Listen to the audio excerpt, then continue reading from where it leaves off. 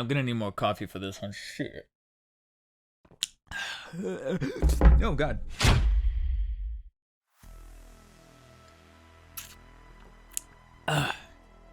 Okay, so I was in a GameStop not too long ago, and they happened to having a sale on some of their pre-owned games, and one of them was for this little beaut right here, Batman Vengeance on the Gamecube. And I remember seeing it behind glass doors a number of times throughout the different retailers that I kind of came across during my childhood. However, I never really, gave myself an incentive to tell my parents about it, because at the time I was mostly centered on Spider-Man, on even the Incredible Hulk games. But of course, Melee, it was all about that. Melee was all about that Zelda Wind Waker for my GameCube days. So Batman Vengeance, for some weird reason, just never really appealed to me all that much, because not a whole lot of hype, not a whole lot of things were kind of developed for it, and I was always kind of gestating towards the more photorealistic stuff. Trust me, I got hyped for that Batman Begins game, and then just kind of slept on it. But with this sale, nabbed myself a pre-owned copy with its original case, mind you, which is a very, very big deal for GameStop. And now I'm here to do a very quick introspective look at my time recently with Batman Vengeance. Batman Vengeance came out on the GameCube as well as on the PlayStation 2, Game Boy Advance, Xbox, and PC in the fall season of 2001, which makes an awful lot of sense because that's exactly when Melee came out. So that's all I was really thinking about. And maybe Luigi's Mansion. The game was developed and published by Ubisoft, along with, of course, the licensing from Warner Brothers Interactive and DC Comics. Ubisoft! Yeah, it's right here. Ubisoft. Well, I'll be damned. Yeah, at one point, it really wasn't a matter of just who made what, just whatever company was kind of available at the time. Ubisoft developed and published this game. And considering that it was the early 2000s, there was really no big deal as to how games were made as far as like licensings. Were there any kind of like backstories or issues, unless it really called for it. I tried to do a good amount of research on the development of this game, and there really wasn't much to really talk about aside from the fact that it was published and developed by Ubisoft, along with, of course, being overlooked by Warner Bros. Interactive and DC, who own the rights. And from that point on, we just got a Batman game that was based on the New Adventures of Batman. So even though it came after the fact of the original animated series from the 90s, this is mostly inspired from the New Adventures of Batman, which therefore then kind of stemmed off from the animated series. So you're going to see an awful lot of shared DNA as far as the presentation, the aesthetic, tone, and even voice work of what they were trying to achieve with this game. And the story, it definitely harkens back to those old school 90s and even early 2000s cartoons for Batman, where the story is pretty much straightforward. You have one night when Batman is, of course, doing his vigilantism, and amongst it, he stumbles across the Joker, who seemingly dies. Who are we even kidding at this point? But then along the way, Batman, along with the help of Batgirl, discovers that something is amiss, involving different power players from his rogue gallery of villains that you have to take on and unfold this master plan that could threaten Gotham City. Pretty straightforward. It's mainly just there as a means to an end, and that end is to get you to play as Batman. And that's all fine and dandy. Sometimes the simplest stories and the more direct stories for a Batman video game is all that you really need, especially considering one of my most recent videos where I talked about the Batman NES game. Very unrelated to the original '89 movie, it's just a matter of how it plays as Batman. And giving credit to this game for one of its biggest strengths is in fact utilizing the property and the tools and the assets and the people involved with not only the Batman the Animated Series but also the New Adventures of Batman. Not only from the design of Batman himself, along with the characters involved, the design of Gotham City and the aesthetic and tone and even the music. They don't necessarily use the exact same kind of Shirley Walker kind of score, so it would have been nice to hear some of those motifs and themes that you hear from the animated series, whether it be New Adventures or original, but at least they strive to kind of still hit that resemblance, especially with, again, the actual look of the characters. And what really puts everything down to a close is, of course, bringing back the legendary actors Kevin Conroy, Mark Hamill, Arlene Sorkin, Tara Strong, amongst many, many others. Ernest Zimbalist Jr., who played Alfred. They're all here practically, not just from TAS but also New Adventures. And hearing their voices. At first I was actually kind of nervous because when the game opens up, it's actually mostly silent save for a couple of NPCs, but once they get dialogue rolling and you hear that eventual drool from Kevin Conroy or that maniacal laugh from Mark Hamill, it just kind of hit home in the nostalgic feels, and it made me one with the game for a little bit of time. Yeah, I'm gonna need more coffee for this one, shit. Because I'm saddened to report that I don't know if maybe it's just a little too late for me to come back to old games or much older games that have now transcended that 20-year mark.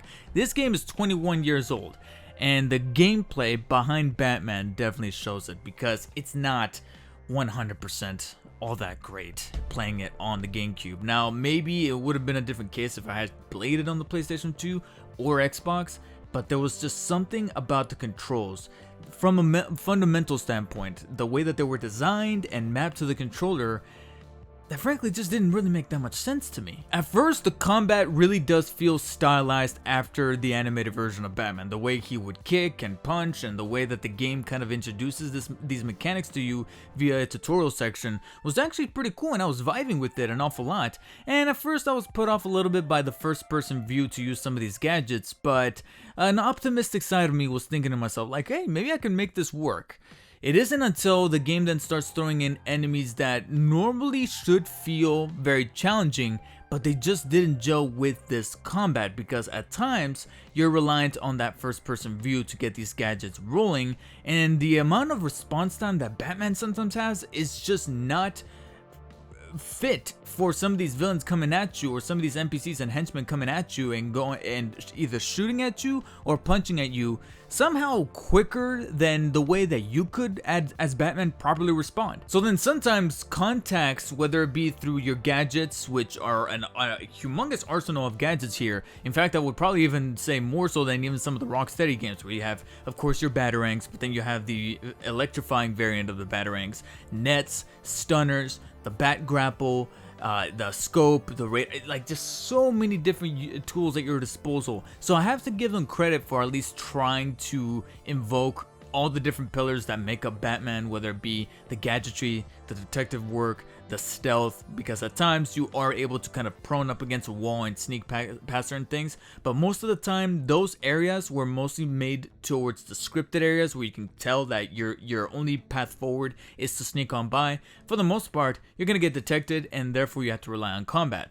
Except combat is not very good. Those misfire contact points also translate over to the gadgets, where I could have sworn I shot a batarang at a specific point, and yet it just went completely through that object, and then on the second time then it works, or other times the target is just off from where I pointed it with the C-stick, and I couldn't understand exactly what was happening. Plus, the pacing would often be thrown off by the fact that I would have to swap between different weapons, and I know that there's different shortcuts, but ultimately to get to that specific grapple point, I need to hold down R to then freeze everything, swap through my different weapons, unfreeze everything.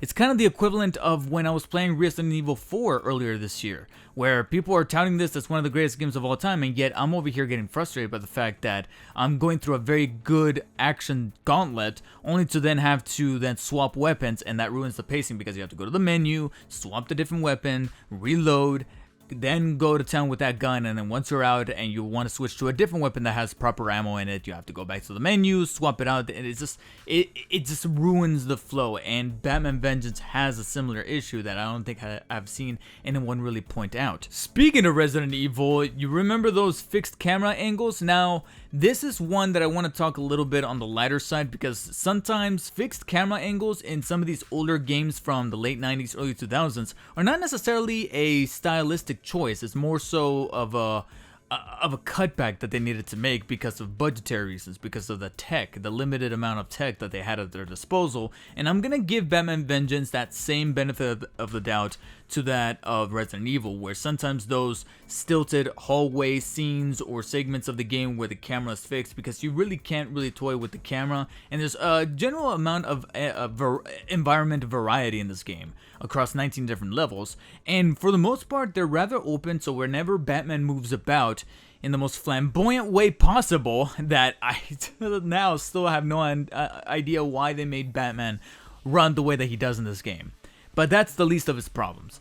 the camera is fixed behind his back and you can really never toggle with it, which is, for the most part, it does a serviceable job of making you see what you need to see when you're in open spaces. But when you're in a much more enclosed area like a hallway or a corridor, then it could get a little tumultuous. Of course, like I said, playing devil's advocate, this could be a limited amount of tech that was available to the developers at the time, so I'm going to be a little bit more lenient on that front.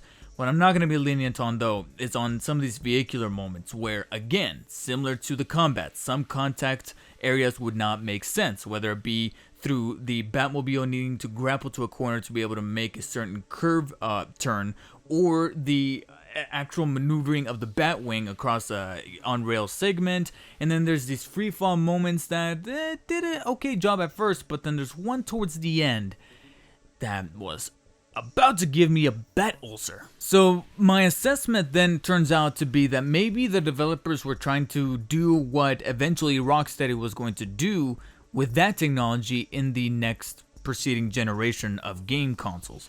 Because at times it did feel like the game was being a little bit too ambitious, and that's probably why some things were just not gelling right away. Sometimes I did see myself through walls and things like that, so the immersion of the environment was kind of breaking. But I was still likewise able to see some moments of greatness, some things that they were trying to go for that did eventually translate well and make me think, yeah, ideally you guys wanted to do something very similar to what Rocksteady were trying to do, or eventually did do in those preceding Arkham games. Most notably the boss fights. There's a couple of boss fights that are genuinely fun, especially when you get the mechanics down pat. There's one in particular where I know for a fact I need to stay purely in first person mode to utilize my gadgets and learn the pattern of the boss and learn how to maneuver around this enemy with rocket launchers. And there's a Mr. Freeze fight that very much reminded me of the Mr. Freeze boss fight from Arkham City. There's segments of the game that made me pull out my inner Greg Miller and made me go, yeah, this game truly makes you feel like Batman.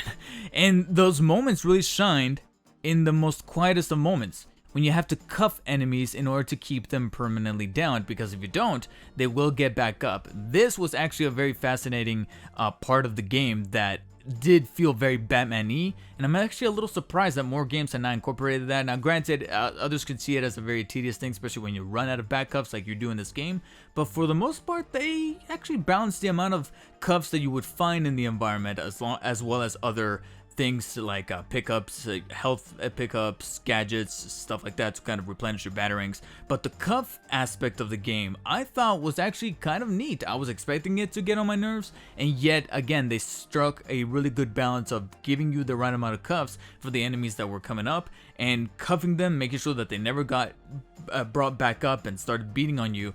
It gave me a sense of proper bat satisfaction.